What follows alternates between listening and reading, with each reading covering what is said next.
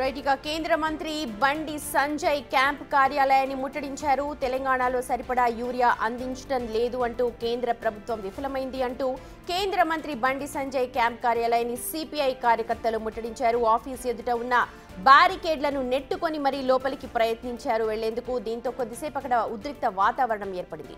భారీగా పోలీసు బలగాలను కూడా మోహరించారు. కొందరు సిపిఐ కార్యకర్తలను అయితే అరెస్ట్ చేసి పోలీస్ స్టేషన్స్ కూడా తరలించారు. ఎన్నికలు ఉన్న రాష్ట్రాల్లో ఎలాంటి యూరియా కొరత లేదని, మిగతా రాష్ట్రాల్లో యూరియా కొరత తీవ్రంగా ఉంది అని సిపిఐ నాయకులు ఆరోపిస్తున్నారు.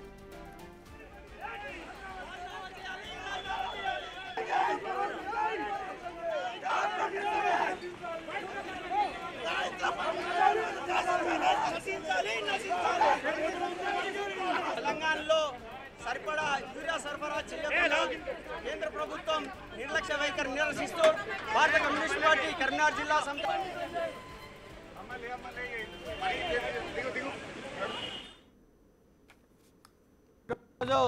తెలంగాణలో ఏర్పడినటువంటి యూరియా కొరతను నిరసిస్తూ భారత కమ్యూనిస్ట్ పార్టీ ఆధ్వర్యంలో ఈరోజు కేంద్ర మంత్రి బండి సంజయ్ క్యాంప్ కార్యాలయానికి ముట్టడికి పిలుపునియడం జరిగింది.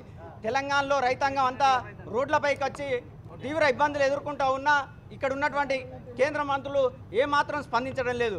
ఒకవైపు ఇక్కడ తెలంగాణలో యూరియా కొరత ఉంటే మరోవైపు బీహార్లో ఎన్నికలున్న దృష్ట్యా అక్కడ రైతాంగానికేమో విచ్చలవిడిగా యూరియాను సప్లై చేస్తూ ఉన్నారు. అదేవిధంగా బీజేపీ పాలిత ప్రాంత రాష్ట్ర అధికారంలో ఉన్నటువంటి రాష్ట్రాలలో యూరియాను ఎక్సెస్గా పంపిణీ చేస్తూ ఉన్నారు. కానీ తెలంగాణలో మాత్రం ఈ ఎటువంటి సప్లై లేకుండా తీవ్రమైన ఇబ్బందులు రైతాంగం ఎదుర్కొంటూ ఉన్నా ఈ కేంద్ర మంత్రులు స్పందించడం లేదు. దాన్ని నిరసిస్తూ ఇవాళ కేంద్ర మంత్రి బండి సంజయ్ గారి కార్యాలయాన్ని ముట్టడికి పిలుపునియడం జరిగింది. తక్షణం యూరియా కొరతను తీర్చకపోతే భవిష్యత్తులో భారత కమ్యూనిస్ట్ పార్టీ ఆధ్వర్యంలో తీవ్రమైన ఆందోళనకు పిలుపునిస్తామని ఈ సందర్భంగా హెచ్చరించడం జరుగుతూ ఉన్నది. ఈరోజు